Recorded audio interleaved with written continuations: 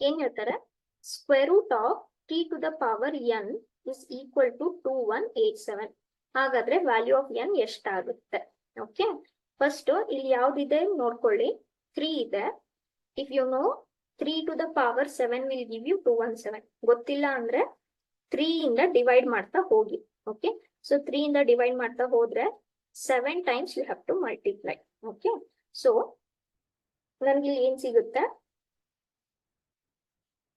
3 to the power n and this is 3 to the power 7. ಆದ್ರೆ ನಂಗೆ square root ಅನ್ನ solve ಮಾಡ್ಕೋಬೇಕು, correct ಅಲ್ವಾ? ಸೊ ನಾನು ಏನ್ ಮಾಡ್ತೀನಿ, ಎರಡು ಕಡೆ ಸ್ಕ್ವೇರ್ ಮಾಡ್ಕೊಳ್ಳಿ, square both sides. Okay, so what I'll get here, square both sides. So square ಮಾಡಿದ್ರಿಂದ ಇದು ಮತ್ತೆ ಇದು ಕ್ಯಾನ್ಸಲ್ ಆಯ್ತು. ಎಷ್ಟು ಉಳಿತು, 3 to the power n ಉಳಿತು. ಇಲ್ಲಿ 3 to the power 14 ಉಳಿತು. Base is same, so the powers are same. ಎಷ್ಟಾಯ್ತು ಆನ್ಸರ್, 14.